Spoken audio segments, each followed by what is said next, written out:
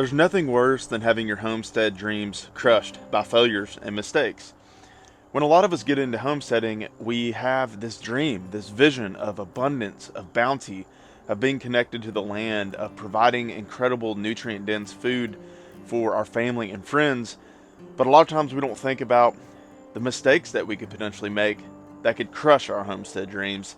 And that's what we're going to be diving into in today's video. Let's jump into it. The first common mistake new homesteaders make is starting out too big, too fast. They want to do it all. They want to get the garden going, they want to get chickens, they want to get livestock, they want to build buildings and do all of these things. And in reality, you've got to start with just a few things. I remember when we first started our homestead, we started establishing the garden. And then from there, we got chickens. There's just so much to learn and there's so much to do that oftentimes people go buy pigs and they buy cows and they buy sheep and they buy goats and they're trying to get a garden going and they've got chickens, and it's just a lot, and it leads to overwhelm, it leads to burnout, and ultimately it's leading to failure, because when you're trying to do all these things, you can't do a few of them really well. And that's why I always recommend to people, start with just a couple of things. Start with the garden, start with chickens. Get that going, master those skills of growing, 5 to 10 different crops, learn how to manage chickens, and then from there you can expand out, you can get some larger livestock, you can do the other things that you want to do.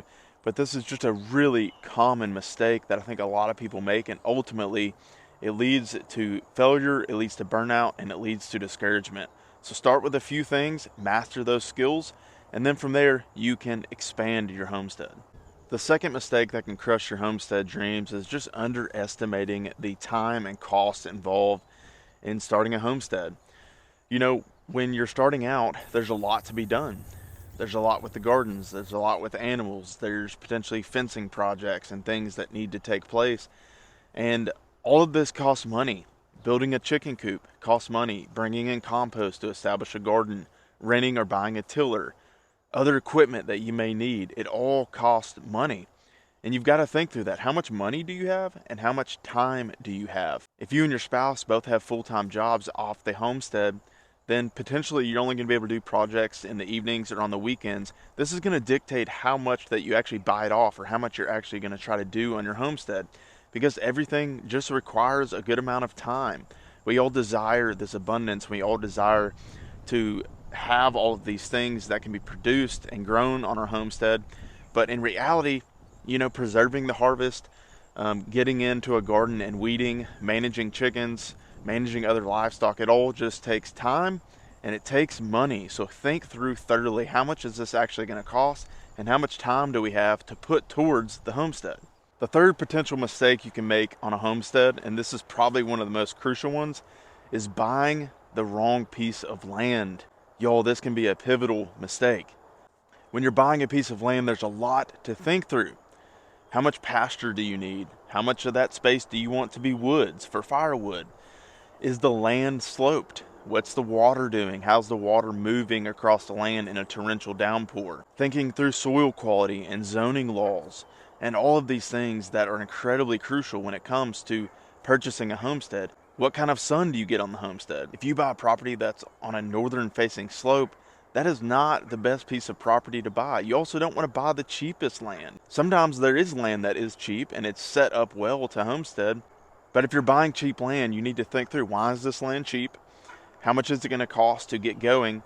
And really think through all of the factors that are going to be really important when it comes to your homestead.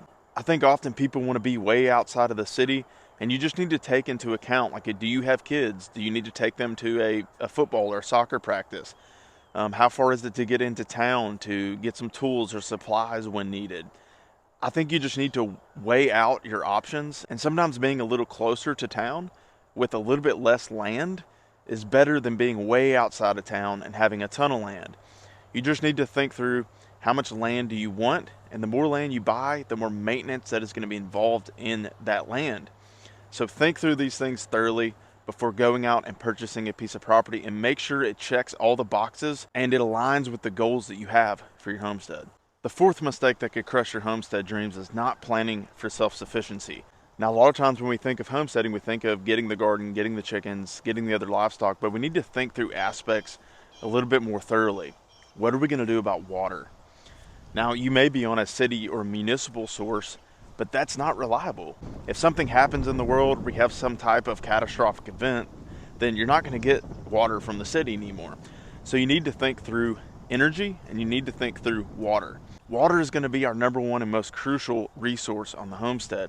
Now, if you've got a creek flowing through your property or you've got a pond, that would be incredibly ideal. But outside of that, we need to think through a couple of options. One of those is drilling a well. That can be very expensive, and drilling a well is not always guaranteed. I'm not telling you not to drill a well. We have drilled a well, it was expensive, and we're not getting that much water from the well. It's still a project that's incomplete because it can cost you tens of thousands of dollars.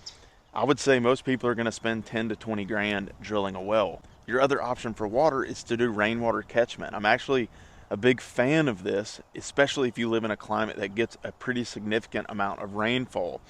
You can set up rainwater catchment tanks. They generally aren't too terribly expensive in comparison to drilling a well, and it's also pretty much guaranteed that you're going to get water as long as it's raining. The other thing you need to think through is energy. What happens if we do have a grid failure or there is some type of major event where you don't have electricity anymore? So I would highly recommend thinking through the energy piece, and maybe that's just as simple as having a whole home generator, whether that is propane powered or whether that's gas.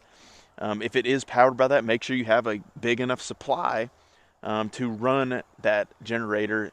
That way you have energy for your home. The other thing that you could think through is solar panels. I know that does get pricey, but that's just another option to think through. Hey, how can I create more self-sufficiency with both energy and both water? If you have both of those things, then you can potentially still operate your homestead if the grid goes down and we do have some type of major event to where you can't get a municipal water source and you can't get electricity to your home. The last and final mistake that could crush your homestead dreams is just neglecting skills and knowledge. You know, homesteading is a skill-intensive thing. You've got to learn about soil health and how to have a healthy garden. You've got to learn about building fences. You've got to learn about building chicken coops and all of these different things, and you can't neglect them. But the best thing I can tell you is that no one learns on the sidelines. You have to get in the game, and that's why earlier I recommended only starting with a few things. Start with the chickens, start with the garden, start with planting some fruit trees, and over time you're going to learn the skills needed to have a successful homestead. I'm a huge fan of YouTube. I'm a huge fan of online courses because it gives you the ability and the skills of people that have gone before you, that have walked this path, and that have learned the hard mistakes, and they've learned the skills needed to have a successful homestead. So learn from those people. Read as many books as you can. Watch as many videos as you can. There's so many resources out there, and so just absorb all of it. But my reminder to you is that the best way to learn is by doing. No one learns by just sitting on the sidelines. You've got to get up there, get up to the plate, swing the bat, and miss, and make those mistakes. You're not going to go through this homestead journey without making mistakes. The mistakes that we make teach us how to get better and how to have a better homestead ultimately. So those are my 5 homestead mistakes that could crush your homestead dreams. If you would add any to this, please put them down in the comments. If you like this video, hit that like and subscribe button. We'll catch you on the next one.